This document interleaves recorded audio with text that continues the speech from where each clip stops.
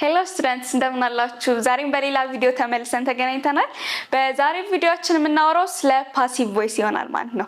ስለ አክቲቭ ቮይስ እና ስለ ፓሲቭ ቮይስ ከዚህ በፊት ባሏችሁ የክላስ ጊዜያችሁ ላይ ተምራችኋል ብዬ ተስፋ አድርጋለሁ።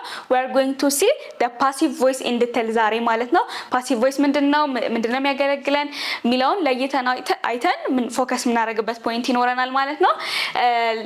ከዚህ ለሰን በኋላ ከናንተ የሚጠበቀው ምንድነው define a passive voice and ደግሞ explain when to use it in academic writing ላይ መቼ መጠቀም እንዳለባችሁ ለይታችሁ ማወቅ እና ከዛ ውጪ ደግሞ ምን ማድረግ ፓሲቭ ቮይስን ዲፋይን ማድረግ ይኖርባችኋል ማለት ነው። ሌላ ደግሞ form passive sentences correctly in a different tenses ፓሲቭ sentenceን ፎርም ማድረግ ይኖርባችኋል ማለት ነው።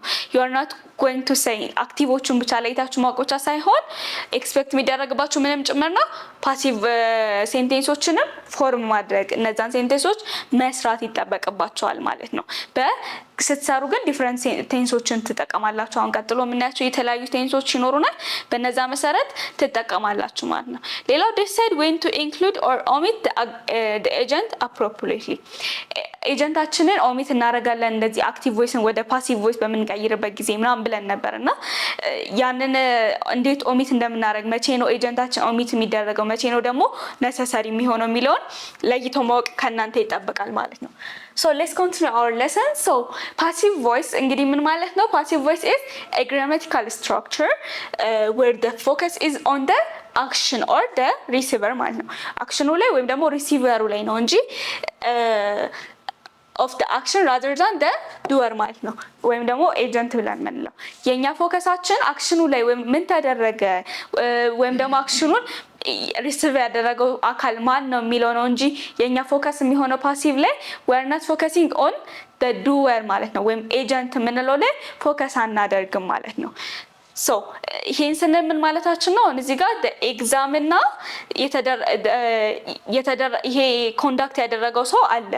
ግን እኛ ፎከስ ያደረግነው ምኑ ላይ ነው? ድርጊቱ ላይ ወይም አክሽኑ ላይ ነው ማለት ነው። ፈተናቸው ላይ the exam was conducted fairly ስንል ፎከስ ያደረግነው ምንድን ነው? the exam የሚለው ላይ ድርጊቱ ላይ ማለት ነው። ፎከስ የምናደርገው ድርጊቱ ወይም ሪሲቨር ላይ ነው ያለው በዚህ ነው።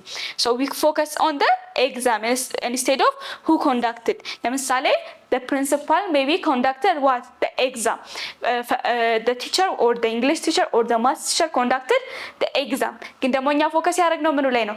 ኤግዛሙ ላይ ነው እንጂ ያደረገው ሰው ላይ ኮንዳክት ያደረገው ሰው ላይ አይደለም ማለት ነው። So when we are focusing on the action ወይም ደግሞ on the receiver we are using what passive voice የምንለው ማለት ነው። ሌላኛው ምንድነው? we have a basic structure for this passive voice እሱ ምንድነው? እንደ ሁሉ ጊዜው sentence so it has a subject ከዛ it has a be form ወይም verb to be የምንለው ከዛ past participle አለን verb 3 ነው የምንጠቀመው እንደገና ደግሞ by the agent የምንላታለን by the agent ማለት we are not focusing on the agent ብለናል ግን ደግሞ it's possible to use the agent ወይ mention ለማድረግ መጨረሻ ላይ possible ነው by the agent ይሄ ነገር በእንትና ተደረገ ብለን ድርጊቱ ላይ ያለችንን ፎከሳችንን ሳንለቅ we can say this thing are done by this person ብለን by the agent የምትለዋን ፎርም መጠቀም እንችላለን ማለት ነው። ግን it is not necessary we can omit by the agent ፎርማችን ማለት ነው። ሌላው ምንድነው? the books are checked by the librarian ይላል። ቡክ ምን ተደረገ? ቼክ ተደረገ። ፎከሳችን ምን ላይ ነው? የቡኩ ወይም የመጽሐፎቹ ቼክ መደረግ ላይ ነው እንጂ ማን አደረገው የሚለው ላይ ፎከስ አላደረግም። that's why መጨረሻ ላይ ያመጣ ነው እዚህ ጋር by the librarian የምትለዋል ወደ መጨረሻ የመጣችሁ ለምንድን ነው? we are not focusing on the agent ማለት ነው። እዚህ ጋር ቴንቴንሱ ይቆም ራሱ ብንል it is possible ምን ማለት ነው? the books are checked that's what የኛ ፖይንታችን ምን ጋር ነው? the books are checked የምትለው አድረስ ብቻ ነው ማለት ነው on the passive voice ማለት ነው። so ስትራክቸራችን ይሄንን ይመስላል። እንደገና ደግሞ we have a tense agreement tense በጣም ማተር የሚያደርግ ነገር ነው። ፓሲቭ ቮይስ ላይ እንዴት አግሪ ማድረግ እንችላለን እስቲ እንመልከት። በመጀመሪያ present simple ነን። present simple ሲሆን ቴንሳችን am ወይም ደግሞ is እንጠቀማለን ወይም ደግሞ አርም ሊሆን ይችላል። እነዚህ ሶስቱን ልንጠቀም እንችላለን። ከዛ ደግሞ verb 3 ነው የምንጠቀመው ማለት ነው። ኤግዛምፕል ለምሳሌ teachers አለና give exams አለ። teachers give exams እዚህ ጋር ምንድን ነው give exams ይሄ exams are given ሆኖ ወደ ፓሲቭ ሲቀየር ምን ተጠቅሟል? exams አለና አርን ተጠቀመ። ከዛ verb 3 form given ተጠቀመ። the active voice was what ቤስ ፎርማችን give ነበረ። ወደ verb 3 ስንቀይረው it's going to be what given ይሆናል ማለት ነው። ሶ በዚህ ፎርም መቀየር እንችላለን። present simple ሲሆን past simple ሲሆን ደግሞ was እና were እንጠቀምና እስቲ verbaችን verb 3 ይሆናል ማለት ነው። እስቲ እንመልከት። they conducted the test የሚል አይነት active voice ቢኖረን ምን ማድረግ እንችላለን? the test was conducted was ተጠቀምን verb 3 ተጠቀምን። ሶ was plus v3 የምትለውን ፎርም አመጣናት ማለት ነው። was plus v3 ፎርም መጥቶልናል። ሶ በዚህ መልክ present simple እና past simple መስራት እንችላለን። present perfect ሲሆንስ present perfect ሲሆን ደግሞ has እና have been እንጠቀማለን። ከዛ በኋላ እንደተለመደው ምን መጨመር verb 3 መጨመር ማለት ነው። present perfect ለምሳሌ they have corrected the papers they have corrected the papers አሁን ይሄ ምንድነው? present perfect ነው አይደለ ቴንሳችን።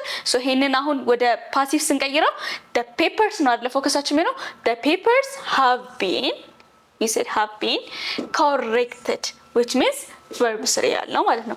the papers have been corrected ብለን ወደ ፓሲቭ ቮይስ መቀየር እንችላለን ማለት ነው። future ወይም future ሲሆን ቴንሳችን ደግሞ will be እና verb 3 ይጠቀማል። ሶ ምንድነው ያስተዋላችሁት? ሁሉም እስካሁን ያነሳናቸው ቴንሶች ላይ ቨርባችን ምንድነው? verb 3 ነው የሚሆነው። ሶ ወደ ፓሲቭ ቮይስ ስንቀይር ሁሉ ጊዜ ቨርባችን ምንድነው? verb 3 ነው የሚሆነው ማለት ነው። they will announce the results አለ አሁን አክቲቭ ቮይስ ላይ።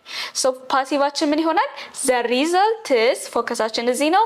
will be ያልነው እዚህ ጋር announced እንላለን ማለት ነው which is verb 3 ሶ በዚህ መልኩ ከአክቲቭ ቮይስ ወደ ፓሲቭ ቮይስ በመንቀየርበት ጊዜ ቴንሳችን ላይ አግሪ ማድረግ እንችላለን ማለት ነው።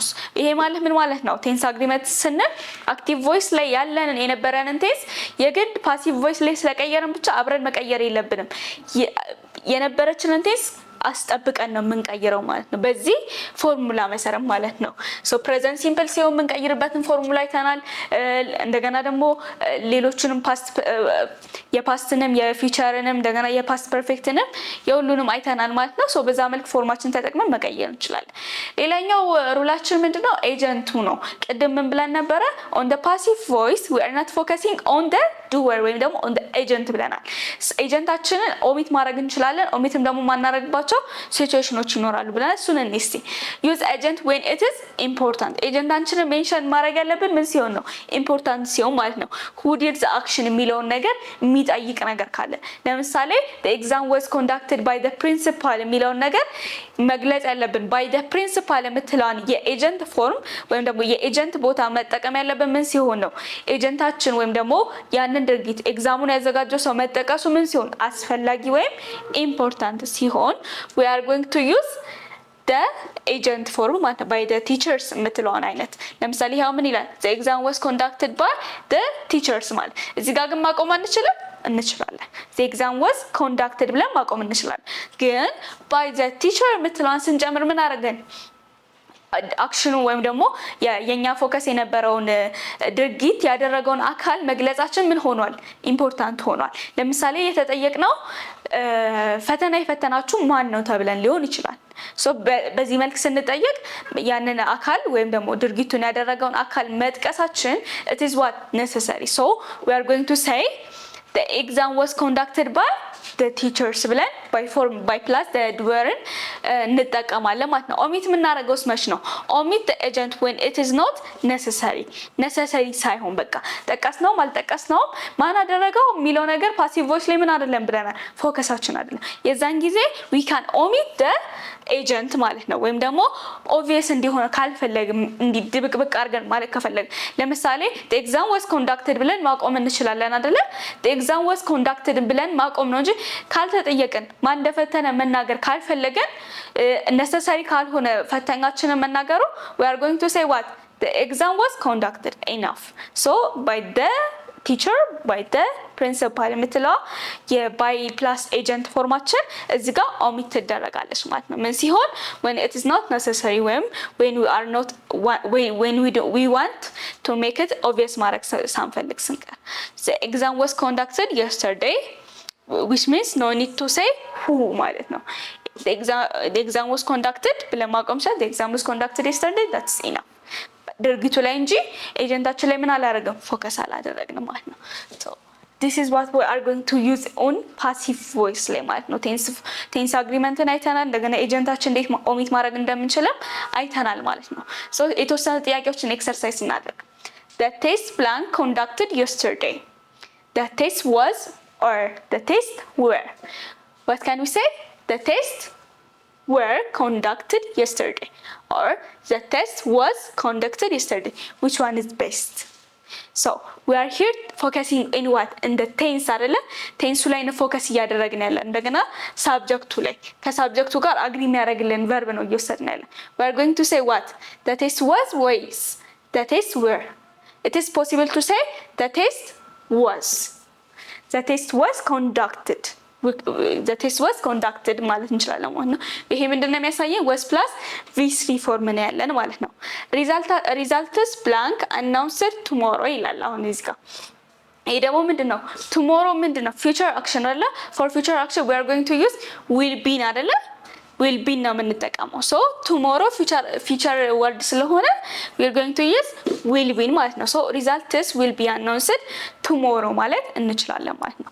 ሌላ አንድ ጥያቄ እንጨምር the project blank completed verb 3 ፎርም አለን the project is completed or the project has been completed we are going to say the project has been completed አይደለ so እንደዚህ ብለን ቴንሳችንን አግሪ ያደረግን በፎርሙላችን መሰረት መስራት እንችላለን ማለት ነው so there are two rest questions እዚህ ጋር ይቀሩ እነዛን ጥያቄዎች እንደ ሁሉ ጊዜው እናንተ ፕራክቲስ ታደርጉባቸዋላችሁ ማለት ነው እዚህ ጋር የተቀመጡልን ኦፕሽኖች አሉ እነዚህን ኦፕሽኖች አይተን which one is possible ወይም ደግሞ በስርዓት ቴንሳችንን አግሪ የሚያደርግልን የትኛው ነው የሚለውን መስራት እንችላለን ማለት ነው so ስለ passive voice ይሄን ያልካል let's conclude we have seen that how the passive voice shifts the focus from the doer to the what to the action or ደግሞ the receiver ፎከሳችን passive voice ላይ it's on the action ወይም ደግሞ receiver ላይ ነው እንጂ it's not on the agent ወይም ደግሞ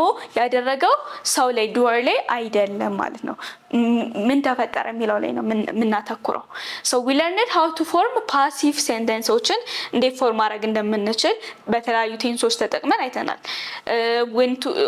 when to include ወይም ደግሞ ኦሚት ኤጀንቱን መቼ ኢንክሉድ ማድረግ አለብን መቼ ደግሞ ኦሚት ማድረግ አለብን የሚለውንም አይተናል ከዛ ተጨማሪ ያየነው ምንድነው how it is used in academic writing ላይ ደግሞ እንዴት እንደምንጠቀም አይደለ academic writing ላይ ምን ያህል ያገለግለናል like passive voice ላይ አክሽኑ ላይ ፎከስ እናደርግ we are going to use what passive voice አይደለ በዛ መልኩ እንዴት መጠቀም እንደምንችልም አይተናል ማለት ነው so it helps us what to sound more formal and objective እንዲሆን ያደርግልናል ማለት ነው so ይሄንን passive voice ላይ ያነሳናቸው ሐሳቦች ናቸው ማለት ነው if you have any questions ወይም ደግሞ suggestion ካላችሁ ኮሜንት ላይ አስቀምጡልን ማስተካከል ያለብን ነገር በዛው ማወቅ እንችላለን ማለት ነው ሶ የዛሬ ቪዲዮአችን ስለ ፓሲቭ ቮይስ ያወራንበት ይሄንን ይመስላል በቀጣይ ቪዲዮአችን የምናወራው ስለ ናውን ክሎዝ ኤንድ ናውን ክሎዝ በሳብጀክት እና በኦብጀክት ላይ ለይተን የምናነሳው ፖይንት ይኖረናል ማለት ነው አመሰግናለሁ